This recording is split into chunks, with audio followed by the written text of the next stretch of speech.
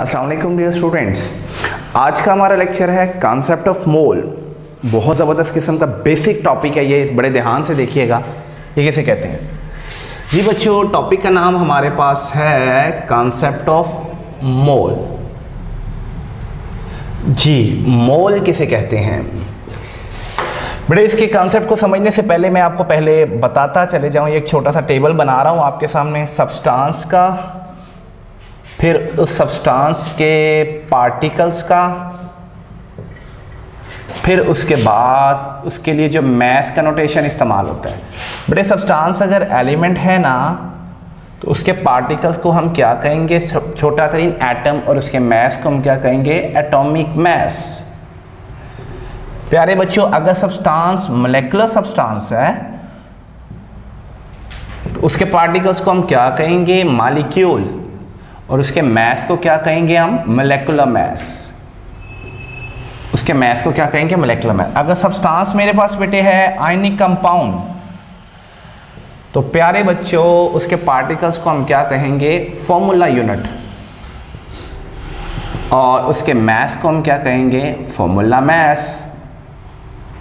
ठीक है प्यारे बच्चों, अगर मेरे पास सब्सटेंस आयनिक स्पीशी है तो उसके पार्टिकल को हम क्या कहेंगे, आयन, और मैथ को क्या बोलेंगे हम, आयनिक मैथ। चलें सैंपल ले लेते हैं एक एक। अब एलिमेंट ले लेते हैं, मैं बात कर लेता हूं कार्बन की। क्या ले लेते हैं, कार्बन, और मोलेकुलर सब्सटेंस के तौर पर ले लेते हैं हम वाटर, आयनिक सब्सटेंस के तौर पर ले लेते हैं हम NaCl, और आयनिक स्पीशी के तौर पर हम ले लेते हैं SO4-2। ठीक है बच्चों। अच्छा बच्चों, कार्बन का एटॉमिक मैस अगर आप काउंट करें तो कितना आता है, 12 AMU। ऐसे ही पानी का मोलेकुलर मैस 16 और 2 18 AMU। NaCl का फॉर्मूला मैस, सोडियम का 23, क्लोरीन का 35.5, कुल मिला के 58.5 AMU। सल्फेट आयन का, सल्फर का 32, एक ऑक्सीजन का 16, 4 का 64, और कुल मिलाकर कितना हो गया, 96 AMU। बेटे ये मास जो है ये एटॉमिक मैस है, ये मैस कौन सी है, मोलेकुलर मैस है, ये फॉर्मूला मैस कहलाएगी, ये आयनिक मैस कहलाएगी। आप देख सकते हैं इनके साथ यूनिट कौन सा लगाया हुआ है, AMU। हमेशा बात याद रखिएगा, जब एटॉमिक मैस या मोलेकुलर मैस या फॉर्मूला मैस या आयनिक मैस के साथ यूनिट AMU का लगा हो तो वो उसके एक पार्टिकल का मास होता है, वो उसके एक पार्टिकल का मास होता है। अगर AMU की बजाय ये एटॉमिक मैस में ग्राम में जाहिर कर दूं तो उसे कह देंगे मोल। अगर AMU की बजाय मैं मोलेकुलर मैस ग्राम में जाहिर कर दूं उसे कहेंगे मोल, और अगर AMU की बजाय मैं फॉर्मूला मैस ग्राम में जाहिर कर दूं तो उसे कहेंगे मोल, और AMU की बजाय अगर आयनिक मैस में ग्राम में जाहिर कर दूं उसे हम क्या कहेंगे, मोल कहेंगे। सो मोल असल में क्या हुआ, अगर एलिमेंट की एटॉमिक मैस को हम ग्राम में जाहिर कर दें वो भी मोल, अगर मोलेकुलर सब्सटेंस की मोलेकुलर मैस को ग्राम में जाहिर कर दें वो भी मोल कहलाएगा, अगर आयनिक कंपाउंड की फॉर्मूला मैस को ग्राम में जाहिर कर दें वो भी मोल कहलाएगा, और अगर आयनिक स्पीशी की आयनिक मैस को ग्राम में जाहिर कर दें तो वो भी क्या कहलाएगा, मोल कहलाएगा। समझ में आ गई बात ये। सो मोल को हम किस तरह डिफाइन कर सकते हैं, क्या कहेंगे हम, if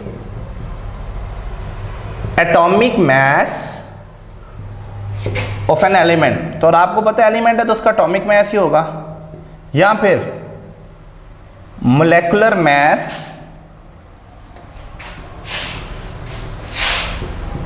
of a molecular substance,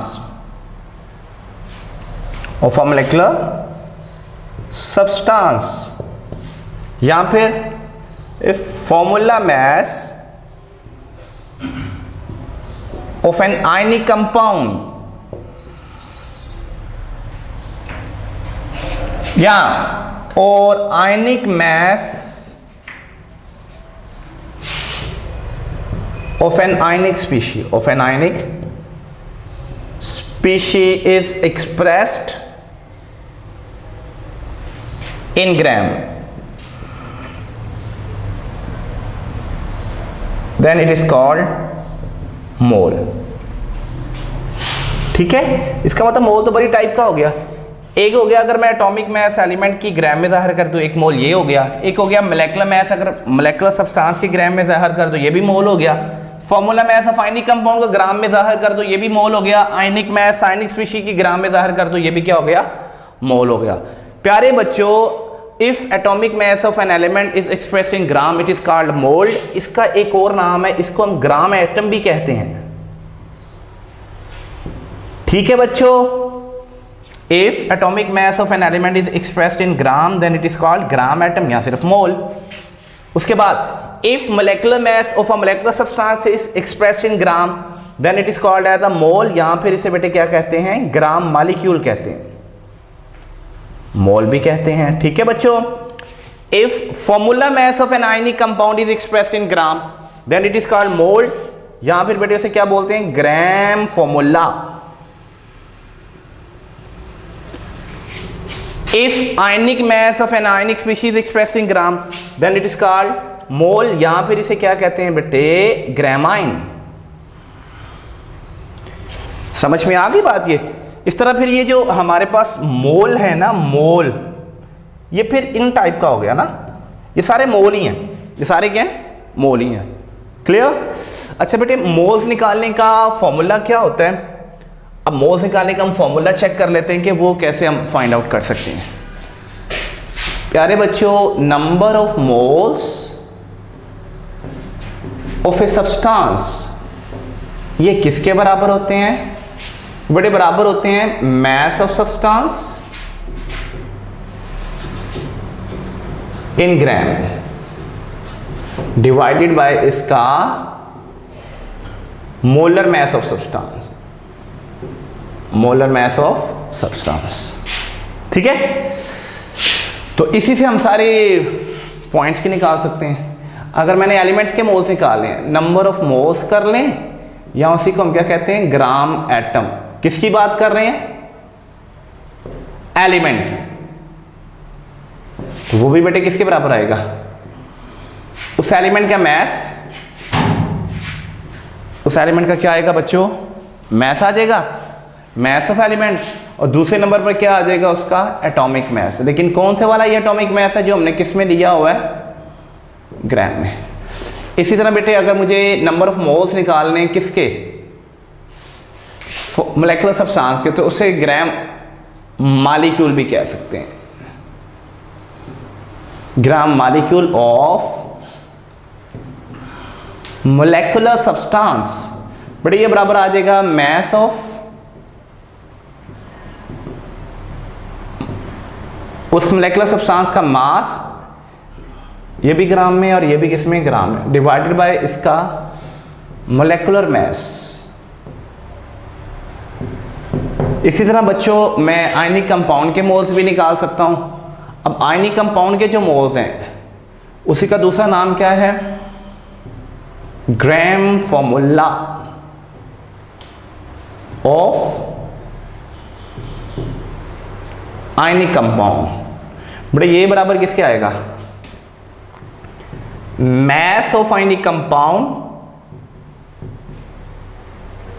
ये भी किसमें, ग्राम में, ओवर आयनिक कंपाउंड का फॉर्मूला मास, ये भी ग्राम में।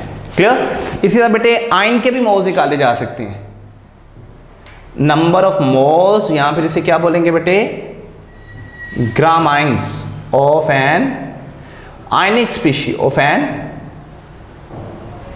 आयनिक स्पीशी। ये बेटे बराबर आ जाएगा हमारे पास मास ऑफ आयन या आयनिक स्पीशी, और ये मास भी कौन से वाला है? ग्राम में, डिवाइडेड बाय इसका आयनिक मास।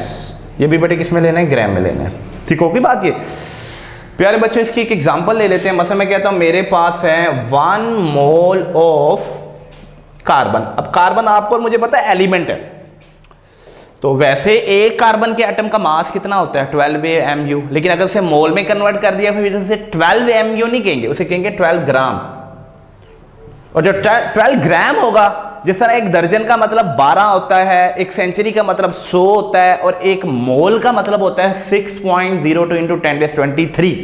तो जहां कहीं पर दर्जन देखते हैं तो 12 नंबर ही जहन में आता है। सेंचुरी देख के तो 100 नंबर ही जहन में आ रहा है। अगर आप मोल का लफ्ज कहीं पर सुने 1 मोल, तो कौन सा नंबर जहन में आना चाहिए? 6.02 इंटू 10⁻23। तो एक मोल कार्बन का मतलब, तो कार्बन एलिमेंट है तो इसमें पार्टिकल कौन से होंगे? एटम। लेकिन कितने पार्टिकल होंगे वो? 6.02 इंटू 10⁻23 एटम्स ऑफ कार्बन। ठीक है बच्चों, अब आपको और मुझे पता है ये मोल को आप ग्राम एटम भी कह सकते हैं जो एलिमेंट का होता है। ठीक है, इसी तरह मैं बात करता हूं 1 मोल कर लें या कर लें ग्राम मॉलिक्यूल, किसका होगा ये? Of H2O। H2O ionic compound है कि एलिमेंट है? ऑफ कोर्स ये दोनों नहीं है, ये क्या है? मोलेकुलर सब्सटेंस है। अब एक ऑक्सीजन का 16, 2 हाइड्रोजन का 2, 16 और 2 कितना हो गया मास? 18 AMU होता तो ये एक मॉलिक्यूल का मास होता। ठीक है, लेकिन अगर AMU का मास हम कन्वर्ट कर लेते ग्राम में तो फिर 1 मोल बन जाएगा। यानी अगर मैं लिख देता हूं 18 ग्राम तो फिर 1 मोल, और 1 मोल में एक पार्टिकल नहीं होता, कितने होते हैं? Avogadro's number particle. तो ये 18 ग्राम मास है तो इसमें पार्टिकल्स कितने होंगे? 6.02 इंटू 10⁻23। तो मोलेकुलर सब्सटेंस के पार्टिकल्स को हम क्या कहते हैं? मॉलिक्यूल्स। तो आई रिक्वेस्टेड द कैमरामैन, क्या मैं नीचे लिख सकता हूं जी? नेक्स्ट हमारे पास क्या आ गया? 1 मोल या फिर gram formula of NaCl। NaCl आपको और मुझे पता है ये आयनिक कंपाउंड है, तो आयनिक कंपाउंड के मोल को ग्राम फॉर्मूला भी कह सकते हैं। एक सोडियम का 23 मास हो गया, क्लोरीन का 35.5 और ये कुल मिलाकर हो गया 58.5 ग्राम। और बेटे आयनिक कंपाउंड के नेचुरल पार्टिकल्स कौन से होते हैं? Formula unit. चूंकि एक मोल है तो ये फॉर्मूला यूनिट कितने होंगे? 6.02 इंटू 10⁻23 फॉर्मूला यूनिट होएंगे जी बच्चों। क्लियर हुई बात ये? इसी तरह मैं लिखता हूं 1 मोल या फिर लिखेंगे ग्राम आयन, किसके? कोई आयनिक स्पीशी ले रहे हैं, एक सल्फर का 32 मास, एक ऑक्सीजन का 16, 4 का 64, कुल मिला के ये कितना होगा? 96 ग्राम। AMU से मास कन्वर्ट किया हुआ है ग्राम में, तो अब ये एक पार्टिकल का मास नहीं रहेगा, ये 1 मोल का है। ये क्या होगा? 1 मोल। और 1 मोल में कितने पार्टिकल्स होते हैं? एवोगाड्रोस नंबर 6.02 इंटू 10⁻23 आइंस का मास होगा जी प्यारे बच्चों। क्लियर? अब इन फॉर्मूला के तहत अगर हमें किसी सब्सटेंस का मैस पता है तो मैं इसके मोल निकाल सकता हूं, क्योंकि मैस को डिवाइड कर देंगे मोलेकुलर मैस। ये सब के लिए जनरल फार्मूला, या आगे फिर इसके साथ इसकी डिवीजन कर दी गई है। ठीक होगी बात ये? होप सो आपने ये लेक्चर भी बड़े अच्छे से एंजॉय किया होगा। फर्दर लेक्चर इंशाल्लाह नेक्स्ट देखेंगे आप, इसको अच्छे से प्लान कीजिएगा। थैंक यू वेरी मच, शुक्रिया।